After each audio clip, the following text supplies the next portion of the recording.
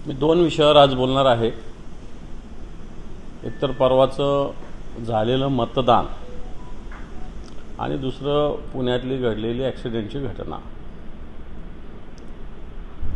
परवा जे लोकसभेचं मतदान मुंबई आणि मुंबई परिसरात झालं, त्याच्यामध्ये ज्या पद्धतीनं मतदानाची टक्केवारी कमी झाली, मतदान केंद्रावरचा अनागोंदीपणा, सरकारचा या सगळ्या विषयात आणि निवडणूक आयोगाचा सुद्धा निष्काळजीपणा हा अतिशय महत्त्वाचा आहे.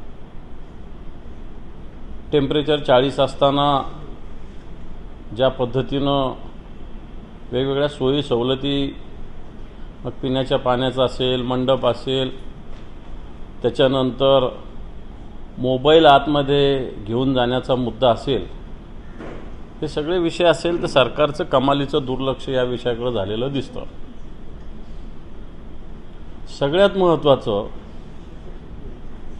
या सगळ्या याच्यात खोलवर गेलं तर याच्यात निश्चित फार मोठं षडयंत्र आहे, ते सुस्पष्ट होतं आहे. आपण जर मागे गेलो तर आता जे यश चोक्कलिंगम हे निवडणूक आयुक्त आहे महाराष्ट्राचे, आपल्याला सगळ्यांना आठवत असेल श्रीकांत देशपांडे हे महाराष्ट्र निवडणूक आयुक्त होते, ज्यांची बदली 29 फेब्रुवारी 2024ला केली गेली, कारण त्यांची मुदत 30 एप्रिलला संपत होती.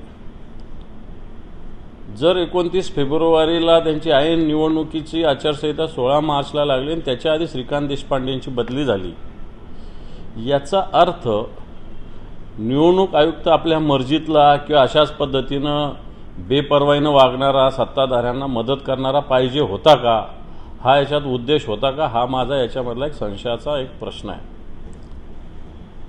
तुम्हाला आश्चर्य वाटेल, अनेक ठिकाणी पैसे वाटपाच्या घटना सत्ताधारी पक्षाकडून, विशेषतः भारतीय जनता पार्टीकडून मोठ्या प्रमाणावर होत होत्या.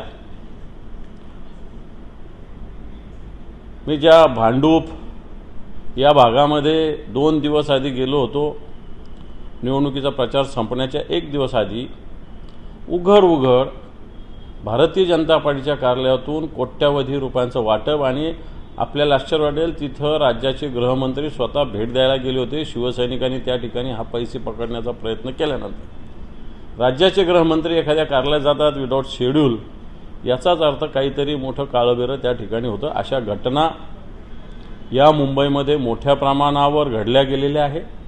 भारतीय जनता पार्टी आणि जे आमच्यातले गेलेले गद्दार लोक आहे, यांच्या उमेदवारांनी मोठ्या प्रमाणावर हा प्रकार केलेला आहे.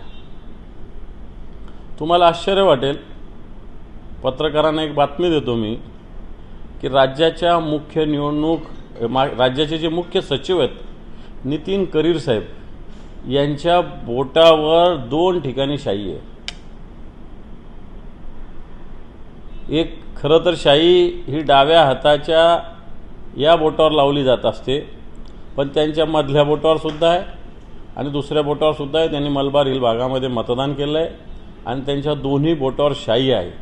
जर राज्याच्या मुख्य सचिवाच्या 2 बोटावर मतदान केंद्रातले अधिकारी शाई लावतात तर सर्वसामान्य माणसाच्या विषयी ते काय करू शकतात, याचा अंदाज आपण करावा. थोडक्यात या विषयातलं सांगण्याचं महत्त्वाचे 2च मुद्दे. श्रीकांत देशपांडेची बदली का झाली होती, याच्यामध्ये काही षडयंत्र आहे का, आणि दुसरी गोष्ट, पैसे वाटपाच्या एवढ्या तक्रारी होऊनही सत्ताधारी पक्षालाच मदत करण्याची भूमिका पोलिसांनी, निवडणूक आयोगाने घेतलेली आहे. मग त्याची चौकशी होण्याची आवश्यकता आहे. दुसरा मुद्दा, जे पुण्यामध्ये जी घटना घडली हिट अँड रनची, याच्यात माझ्या माहितीप्रमाणे माझ्याकडे FIR उपलब्ध आहे या घटनेचा. आपण आपल्याच चॅनलचे राज्याच्या गृहमंत्री आणि पुण्याच्या पोलीस आयुक्त अमितेश कुमार यांचं वक्तव्य तपासावं. त्यांनी असं म्हटलेलं आहे की आम्ही 304 कलम लावलेला आहे. 304 कलम त्यांनी लावायच्याऐवजी 304 लावलेलं आहे. माझ्याकडे FIRची प्रत आहे. त्यांनी 304 लावलेलं नाही तर 304 लावलेलं आहे. खरं तर त्यांनी 304 लावायला पाहिजे होतं, परंतु धडधाकट पत्रकारांशी सगळ्या ठिकाणी दोघेही खोटं बोललेले आहे माझी माहिती. याच्यानंतर त्यांनी काय FIR बदलला असेल, दुसरा केला असेल, मला माहिती नाही, पण एबीपी माझा, उघडा डोळे बघा नीट.